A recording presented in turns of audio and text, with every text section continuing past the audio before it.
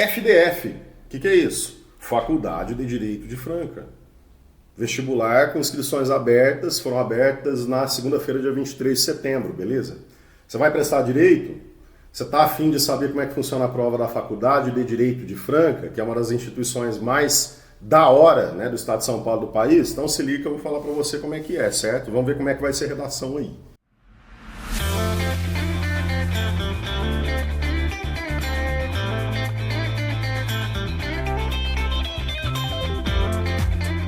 Curte o vídeo, inscreva-se no canal, curta o vídeo, cara. Porque assim, é uma recompensa para nós, não custa nada para você, é só colocar o joinha. E para nós é uma recompensa significativa, grande, por todo o trabalho de edição e de produção do vídeo aqui, né?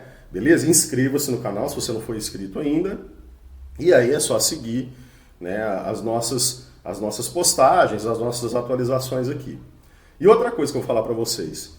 Eu vou, para exemplificar a redação, cara, como que é, né, a abordagem da frase temática e tudo, e quais são os critérios, eu vou usar a prova do ano passado. Se você quiser que eu faça a redação, comenta embaixo, beleza? Curte o vídeo, comenta embaixo, fala, ó, professor, quero ver a tua redação, como que ficaria, beleza? Desse tema do ano passado, né? E tem um outro tema, cara, que eu trabalhei já há algum tempo no curso, porque assim, vocês vão perceber que é um tema enviesado para o lado jurídico, assim como toda a prova, né? A prova inteira assim, do vestibular é voltada para as áreas do conhecimento que mais tem relação com o universo jurídico em si. Então tem um tema que está muito enviesado também para essa área que eu trabalhei, cara, que é o tema do foro privilegiado, beleza? Mas o que é isso, mano? Foro privilegiado? Que diabo de tema é esse, né? Cara, foro privilegiado é um nome popular que se dá para uma condição específica. Tem alguns cargos que só podem ser julgados em altas instâncias, né? Tem cargos, por exemplo, de ministros, de Estado, assim, que só podem ser julgados pelo STF, caso haja algum processo, né? Alguma coisa assim. Só que foro privilegiado é o nome popular que se dá para a coisa, porque o nome técnico e jurídico mesmo é foro por prerrogativa de função, certo? Acontece que esses cargos, esse foro, para ser mais específico, ele gera bastante polêmica, e gera polêmica pelo fato de que muita gente acha que é impunidade, tipo, é para proteger, né, uma espécie de proteção para a galera importante lá, né, o pessoal que está lá e tal, né, no poder e tudo, beleza? E aí a galera vai e vocifera, né, cara, e nossa, o foro privilegiado é uma vergonha, e né, essas coisas assim. Então, eu estou perguntando se o foro por prerrogativa de função ele é de fato, né? Aí você vai ter que se posicionar. Se ele é um mecanismo para defender a democracia ou se é de fato uma ferramenta de impunidade. Fechou? Se você quiser que eu faça esse segundo tema, eu vou fazer também. Só que você vai ter que comentar embaixo. Professor, eu também quero o tema do foro privilegiado, beleza? Comenta lá, cara. Se tiver comentário, eu faço, né? Senão deixa pra lá, a gente toca o barco aí com outras postagens, né? Outras formas de apresentar o texto, belezinha? Vamos ver como é que funciona a redação na FDF? Seguinte, para 2025 vai haver uma prova de redação, né? E vai haver uma prova de conhecimentos gerais. A de conhecimentos gerais é organizada assim. São 60 questões de conhecimentos gerais, beleza? E quais são as áreas do conhecimento que vão ser cobradas? Atualidades, 10 questões. Geografia, 10 questões. História, 10 questões. Língua estrangeira, 10 questões. Língua estrangeira, yes! Língua estrangeira, sim. Ou seja, né, inglês ou espanhol, você vai escolher qual que é a língua estrangeira que você vai fazer aí, beleza? Nessa área aí, nesses conhecimentos gerais, cada questão vale, são 60, cada uma vale 0,75, fechou? 0,75. A outra parte da prova é composta por língua portuguesa e literatura. Língua portuguesa, você vai estudar o quê? Coesão, elementos coesivos, você vai, mas isso não é para redação, professor, mas tem questão objetiva, né, para você verificar o sentido de conjunções, de operadores, né, então você vai estudar isso, você vai estudar variação linguística, interpretação textual pra caramba você tem que estudar, sempre, né, sempre, beleza? E as figuras de linguagem, né? E a prova de literatura, então língua portuguesa 10 questões, literatura 10 questões. E literatura, qual que é a dica que eu dou?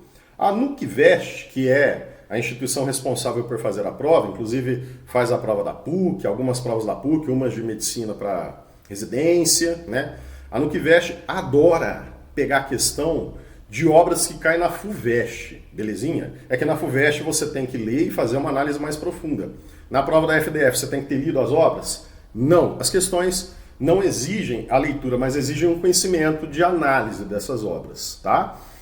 Pega essas obras, dá uma olhadinha nessas análises, né? Vê o que você consegue reunir aí de conhecimento em relação a elas, estuda, faz exercício sobre elas, né? Eu vou deixar aqui na descrição do vídeo a lista de obras da FUVEST 2025, que vai cair esse ano ainda. Depois, ano que vem, muda essa lista, roda essa lista, né? Mas eu deixo aqui para vocês darem uma olhada, porque de fato 90% da prova de literatura é composta dessas questões que caem na FUVEST, certo? Dos livros, né? Das obras que caem na FUVEST. E aí, galera, língua portuguesa, 10 questões, literatura, 10 questões, cada questão vale 1,5, certo? 1,5, fechou? Então, na de conhecimentos gerais, cada questão vale 0,75 e na prova de língua portuguesa e literatura, cada questão vale 1,5 ponto, quer dizer, o dobro, né? E aí você que está fazendo as contas de cabeça, que você manja, que eu sei, você já contabilizou. Eu falei que são 10 questões de geografia, 10 questões de atualidades, 10 de história, 10 de língua estrangeira, certo? E aí cada uma vale 0,75, depois tem língua portuguesa com 10 questões, literatura com 10 questões, cada uma vale 1,5, você já contabilizou rapidão 60 pontos e você está corretíssimo, beleza? A questão é, cadê os outros 40 pontos se a prova no geral vale 100 pontos, né? Pois é, os outros 40 pontos estão na prova de redação. Como é que funciona a prova de redação, professor? Você vai falar pra gente? Eu estou aqui para isso, então vamos lá, né? Orientações. Na hora da prova, caneta esferográfica de tinta azul ou preta, isso é o de sempre, né? Aqui pode ser azul ou preta, tanto faz.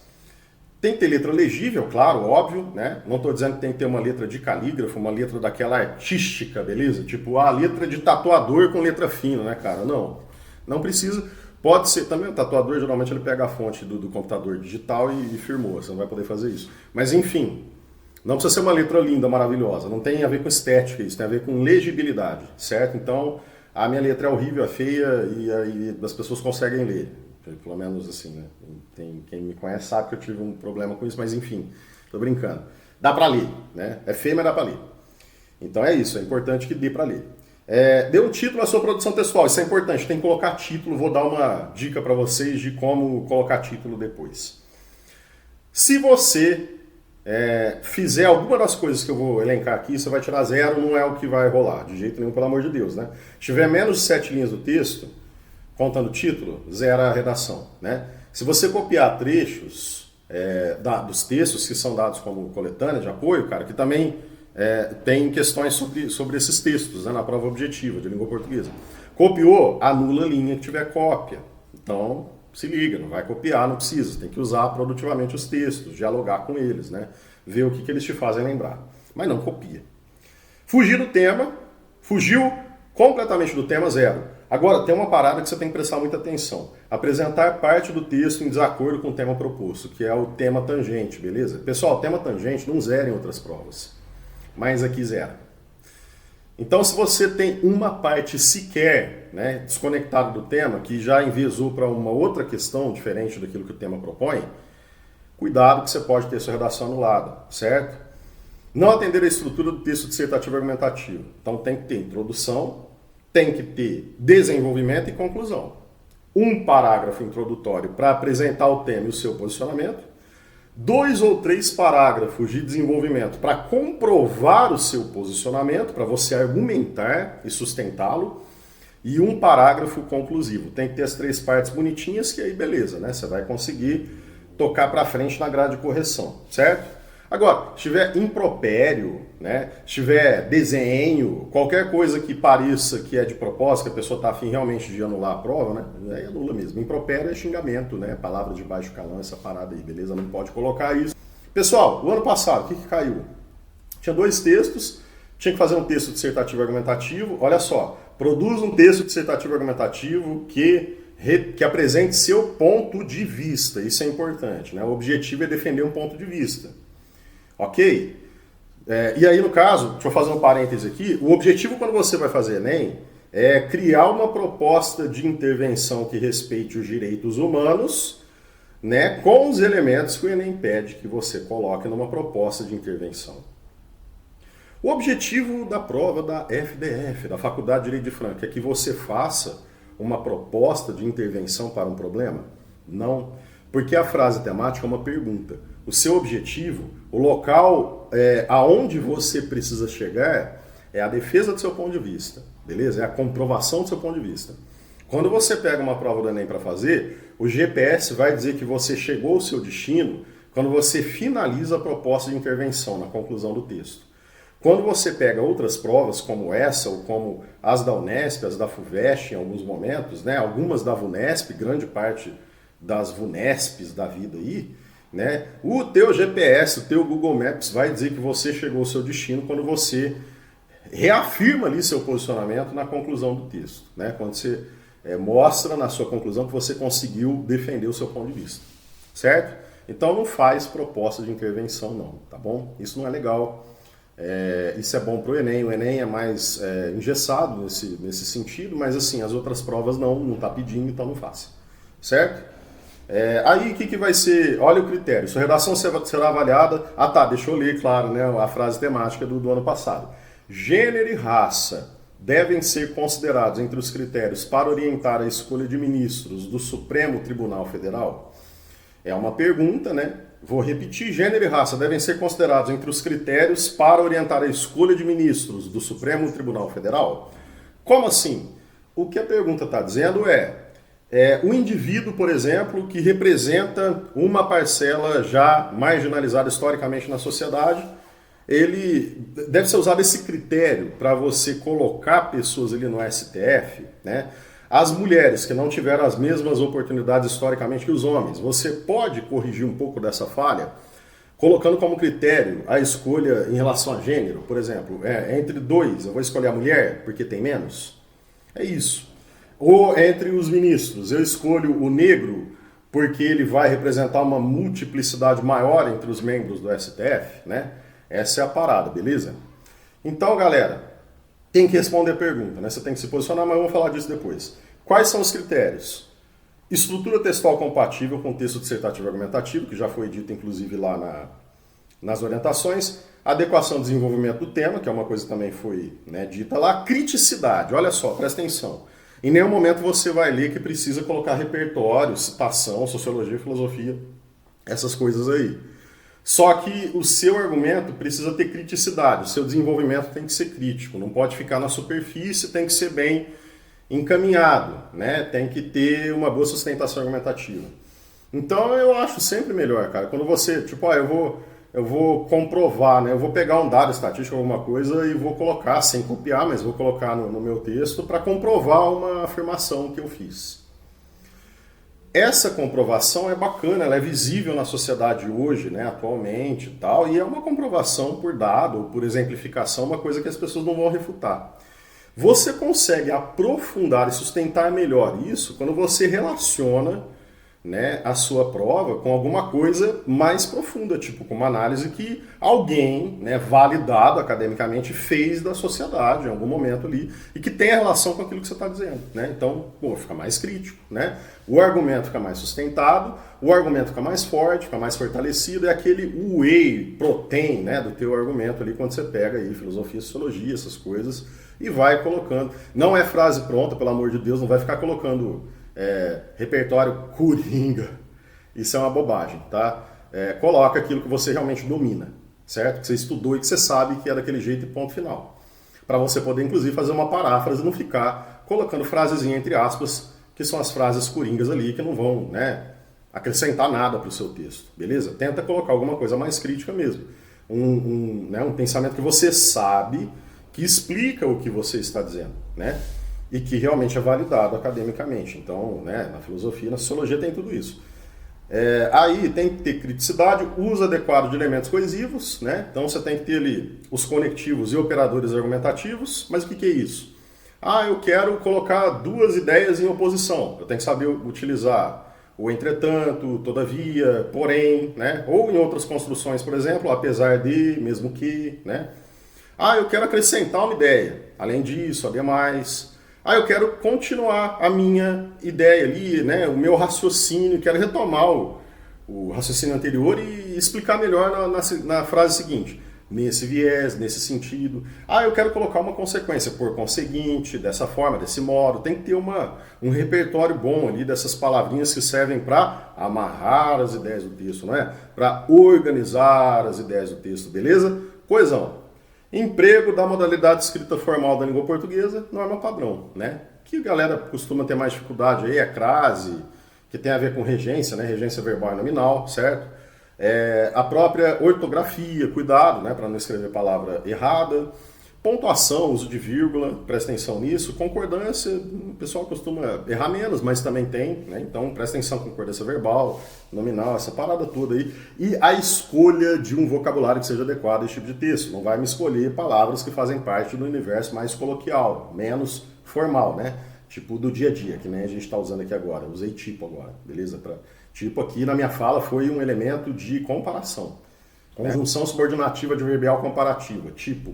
Mas é muito da fala isso, né? Então não rola. Acabei de usar também, não rola. Não pode usar. Na redação não, aqui eu posso. Enfim, vamos lá. Pessoal, gênero e raça devem ser considerados entre os critérios para orientar a escolha de ministros do Supremo Tribunal Federal? Como que você utilizaria uma argumentação adequada para isso? Você tem que, primeira coisa, cara, ler os textos, escolhe a tua tese, sim ou não. Né? Não tem uma tese correta para seguir, tem as duas possibilidades. Por que sim seria uma escolha possível? Né? Por que gênero e raça podem, de fato, no caso devem, né? Devem ser considerados critérios para a escolha de ministros do STF? Primeiro, o Supremo Tribunal Federal, tem gente que fala que é uma parada política, que é algo que tira a liberdade do povo, que é algo que tira, que é tipo a favor de determinadas visões, né, e que está querendo controlar a população e tirar a liberdade de expressão. O STF é a instância máxima, né, da legislação brasileira, beleza? Então, na verdade, cara, a gente tem um grupo, um colegiado ali, né, de pessoas que estão acima, inclusive até de prerrogativas do próprio presidente. Quer dizer, se você não tem o STF, o que vai acontecer? Você não vai ter um grupo de pessoas que estão desconectadas das questões políticas, né? E que por isso são mais imparciais e são autoridades maiores para poder, de repente, julgar até o presidente da República. No caso, não ele, o indivíduo, mas o cargo está protegido por essa prerrogativa, né? O cargo da presidência em si. Então, o presidente só pode ser julgado enquanto ele estiver no exercício do poder pelo STF. E fora que o STF também julga casos assim, que tem uma visibilidade pública muito grande. Então, se rolou um assassinato, alguma coisa assim que tem uma comoção, cara, pública, né? Aí os advogados vão apelando até chegar no STF, né? Se for uma coisa nacional, de projeção nacional, por exemplo. Agora, presta atenção numa coisa. O Brasil é muito múltiplo, não é verdade? O Brasil tem uma multiplicidade gigante, assim, de origens, né, específicas. E tem também um grande número de desigualdades. Então, o que rola para você corrigir essas desigualdades? Né? O que acontece? Por exemplo, um pouco mais da metade da população brasileira, segundo o IBGE, é composto por mulheres. Só que não tem muitas no STF. Né? Então, será que não seria adequado chamar uma mulher para o STF, no caso de haver uma vaga, né? Para que você tenha o olhar da mulher sobre as demandas da própria mulher, tudo que tem a ver com a Constituição brasileira, tudo que tem a ver com a cidadania, cara, tem que passar pelos olhares e pela discussão que envolve realmente os grupos que fazem parte do nosso país. E não só alguns grupos privilegiados, não é? Só que as mulheres, ao longo do tempo, historicamente, né, cara, elas foram excluídas, porque a gente percebe de muita coisa, porque a gente percebe que foi uma colonização patriarcal e que o homem tem vantagens, né, na sociedade por causa disso. Ele pode chegar a mais lugares do que a mulher consegue chegar, certo? Então, o que acontece? Se deixar só pelo mérito, demora, né, para alguma mulher ocupar um cargo como o do STF. Será que se alguém estudou tanto e já tem uma carreira tão vasta a ponto de merecer um lugar no STF, será que não é o momento de, né, isso acontecer? Para você ter dentro do STF o olhar da mulher para várias questões ali que são importantes para a nação? A mesma coisa acontece com a população negra no Brasil, que historicamente é excluída desde o processo de escravização das pessoas no século XVI, aí, né, quando chegam os primeiros navios no Brasil. E desde então a gente percebe que o Brasil é um país de desigualdades raciais profundas, beleza? Então, será que não seria o caso, né, se você tem uma parcela muito grande da população brasileira que se enquadra na classificação do IBGE como a população preta ou parda, será que não é justo que essa população esteja representada em todos os setores da vida pública brasileira, inclusive no STF, não é? Então, olha só, já é difícil para um indivíduo que é negro no Brasil conseguir ter as mesmas oportunidades que outros indivíduos, né? Que tem mais vantagens. Então, cara, se a pessoa conseguiu superar algumas dessas desigualdades, estudar, ter uma carreira sólida a ponto de ser um nome possível para o STF, será que não era, né, uma escolha interessante? O critério não seria um critério interessante para fazer a escolha? Né? Porque ali você vai ter o quê? Essa multiplicidade de indivíduos que representa melhor a multiplicidade do próprio país. Seria interessante para um debate, né? Seria interessante para visões distintas e decisões serem tomadas. Eu acredito, pelo menos eu estou exemplificando com o meu ponto de vista. Certo? Agora, pessoal, você está percebendo que é um tema de direito, né? Assim como eu propus aí, de repente, se você quiser fazer outro, belezinha? Agora, a questão é a seguinte, vamos lá. Que é o uso? Quem que pode me ajudar, né, em relação ao repertório, por exemplo, para esse tipo de tema? Meu, tudo que tem a ver com direito, direito civil, tem a ver com cidadania, não é? Então, olha só que interessante. O direito, ele garante que a cidadania, pelo menos ele tem essa tendência a garantir que a cidadania das pessoas no Brasil seja respeitada constitucionalmente, não é? O advogado ele tem essa prerrogativa em qualquer área que ele for seguir. Então, tudo que tem a ver com direito, tendo relação com cidadania, cara, você pode lembrar de um indivíduo que é português, chamado Boaventura de Souza Santos, sociólogo, que analisa o que rola no Brasil segundo o que ele chama de colonialismo insidioso, que é um termo que aparece em outros também, colonialismo insidioso. O que o Boaventura de Souza Santos quer dizer com isso? Ele quer dizer que é um erro acreditar que certas situações que aconteciam na colônia, né, deixaram de acontecer quando o Brasil ficou independente. Tipo, 1822, beleza, acabou, né, tudo que era desigualdade do sistema colonial, né, tudo que era crueldade do sistema colonial acabou. Isso não é verdade, acabei de falar aqui. Olha só como é que a nossa colonização foi cruel com as mulheres, e principalmente, essencialmente, com as mulheres indígenas e as escravizadas que vieram para o Brasil, não é? No colonialismo, isso era uma situação cruel mesmo, de verdade. Deixou de acontecer depois da independência? Não, até porque, né, o Brasil foi o último país a abolir a escravidão. Foi em 1888, foi tempos e tempos e tempos depois da independência. E mesmo assim, depois que acaba a escravidão, continua acontecendo desigualdades nesse sentido, né? Então, existe esse colonialismo ainda, mas ele é insidioso, esse colonialismo mascarado, esse colonialismo que ainda continua mostrando suas garras e provocando desigualdades. Então, para Boaventura de Souza Santos, sociólogo português, muitas práticas coloniais nunca deixaram de existir, mesmo após a independência do país, né? O que ele chama de colonialismo insidioso, certo? Então você pode exemplificar isso com a própria escravidão. Não deixou de acontecer porque tem escravismo ainda tem o trabalho análogo à escravidão no Brasil. Ainda existe, pensando por esse viés que eu tinha mencionado antes, você ainda tem, por exemplo, esse lance do patriarcado impondo diferenças, né? Beleza? Que vem desde a época colonial. Aí, me faz lembrar também, puxando aqui do Boaventura de Souza Santos, o Milton Santos, que apesar de ter o mesmo sobrenome, não é nada parente dele, geógrafo brasileiro, que dizia, no seu conceito de cidadanias mutiladas, né, que no Brasil a classe média quer privilégios e não direitos, né? A classe média está interessada não em igualdade, beleza? Ela está interessada em distinção. E por isso as cidadanias são mutiladas, porque nem todos os direitos são garantidos para todo mundo, né? Os direitos constitucionais, eles são retirados, eles são mutilados. A cidadania é mutilada por isso. Eles são retirados da vida de muitos brasileiros que não vão ter acesso à educação, que a Constituição fala que tem que ter, não tem acesso à moradia, que a Constituição fala que tem que ter, não tem acesso a trabalho digno, que a Constituição fala que tem que ter, né? Então é isso. Dois caras aqui que eu acho magníficos para você estudar nesses temas, não é? O advogado ele tem essa prerrogativa em qualquer área que ele for seguir.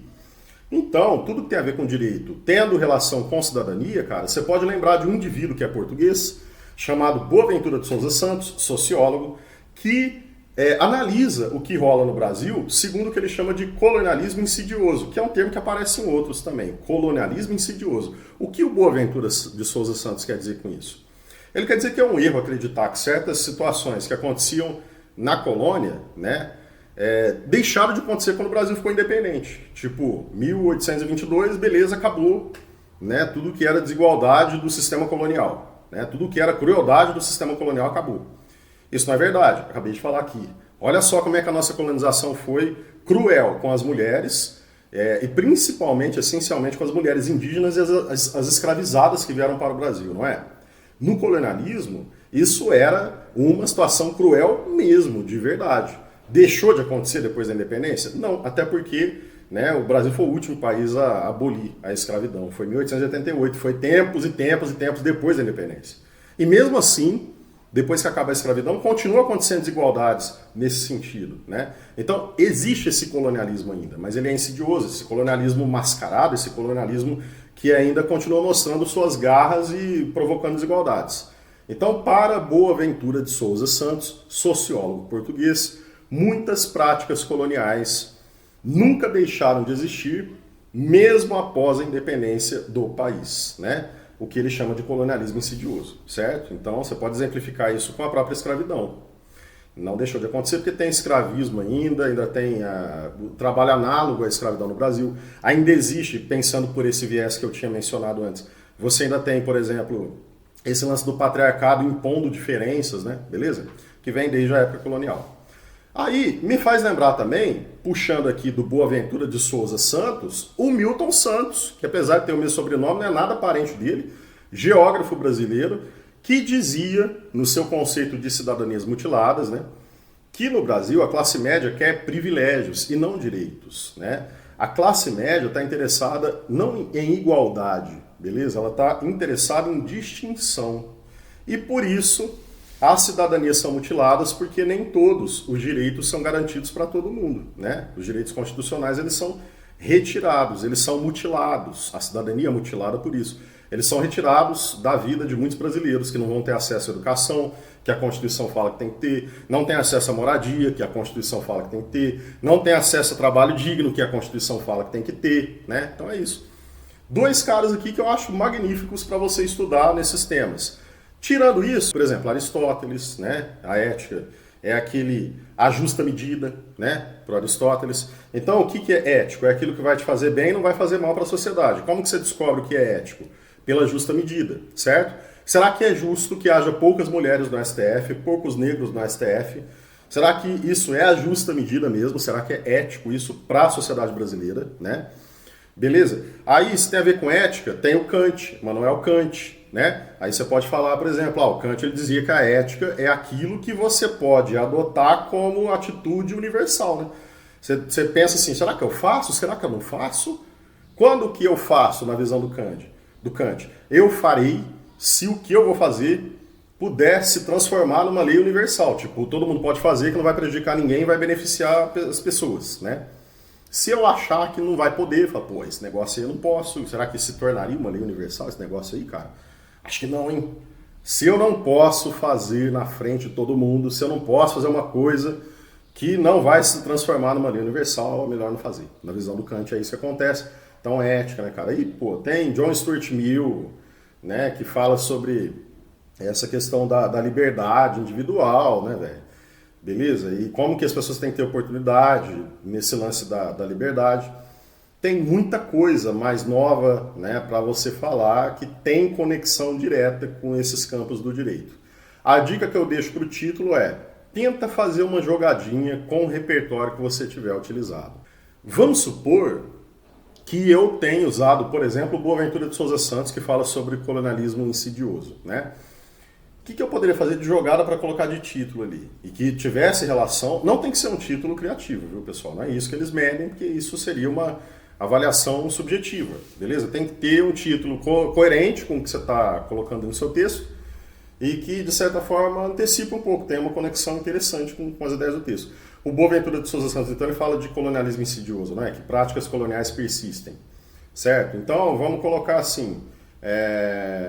Eu poderia colocar assim, um STF colonial é o ideal, né? Tá vendo? E aí vai ter explicação disso, que eu vou dizer que a prática excludente, as práticas, né, excludentes que vieram na colonização no caso o patriarcado da escravidão, né, que tem a ver com o título, com a frase temática, né, beleza? Que essas práticas coloniais elas se manifestam até nas figuras do STF, né?